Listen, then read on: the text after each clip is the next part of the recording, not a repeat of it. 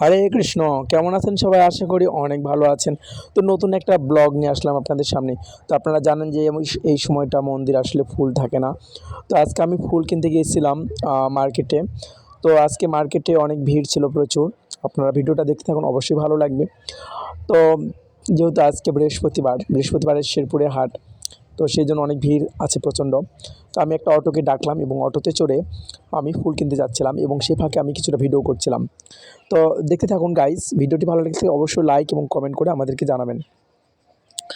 তো জানো তো এখন ভগবানের পুজোর জন্য ফুল খুব প্রয়োজন, কিন্তু কিছুদিন আগে ভক্তরা ফুল দিয়ে যাচ্ছিলো মন্দিরে, তো এখন আসলে মন্দিরে ফুল নেই। তো আমি যখন সন্ধ্যায় ভাবলাম যে একটু পুজো করতে ফুল লাগবে, তো ওই জন্য ফুল কিনতে গেলাম। তো ফুলের দোকানে গিয়ে দেখি ওমা, হরেক রকম ফুল। ফুল দেখে তো আমার ভীষণ আনন্দ। দোকানদারকে বললাম দাম কত, তো দোকানদার বলল যে 100 টাকা সহ। আমি বললাম 50 টাকা। তো দোকানদার আমাদের একটু পূর্ব পরিচিত ছিল, তখন 50 টাকা সহ দিয়ে 100 ফুল আমি গাঁদা ফুল নিলাম। আর সেই ফাঁকে আমি ফুলের দোকানটাও ভিডিও করছিলাম।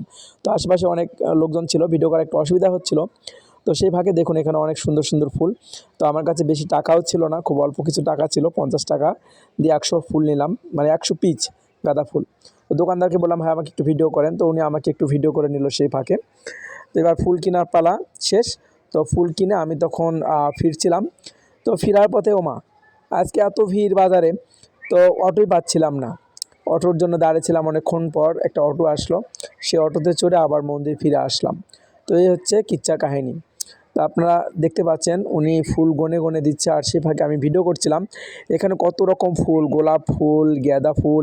আমি অবশ্য অত ফুলের নাম জানি না, কী কী যে ফুল আছে আমি জানি না, ফুলের নাম অতটা আমার আসলে জানা নেই। তো এই বলে আমি তখন ফুল কিনে নিয়ে চলে আসলাম মার্কেটে। এসে দেখি এই পাশে দেখি অনেক ভিড়। সেই ফাঁকে আমি একটু ভিডিও করে নিচ্ছিলাম। তো সবাই তাকে তাকে আমার দিকে দেখছিল, আমি একটু লজ্জা পাইছি, এই জন্য আর ভিডিও করিনি। তো এক অটোওয়ালাকে বললাম যাবেন কি না। তো অটোওয়ালা তখন বললো যে না, ভাড়া হচ্ছে 20 টাকা। তাই আমি বললাম যে 10 টাকা দেবো, যাবেন? তো অতক্ষণ পর একটা অটোকে ডাকলাম, সে 10 টাকাতে যেতে রাজি হলো। তো আমাদের বরাবরই কিন্তু মন্দির থেকে বাস স্ট্যান্ড কিন্তু 10 টাকা ভাড়া নেই। তো অতঃপর আমি ভাড়া দিয়ে 10 টাকা দিয়ে চড়ে আমি অটোতে চড়ে চলে আসলাম। অটোওয়ালাকে বললাম চলেন যান। তো উনি বললো যে ঠিক আছে যাবো। তো আমি এইভাবে অটোওয়ালাতে চললাম এবং অটোতে চড়ে আস্তে আস্তে কিছু ভিডিও করলাম। তো ভিডিও করার পর সেখানে রাস্তায় কিছু লোকের সঙ্গে দেখা হলো। তো উনি আমাকে একবার বললো যে প্রভু আপনার মোবাইলে লাইট জ্বলছে। তো আমি ওনাকে বললাম যে প্রভু এটা আমি ভিডিও করছি, আপনি তো জানেন না ব্লগ তৈরি করছি। উনি একটু হাসলেন।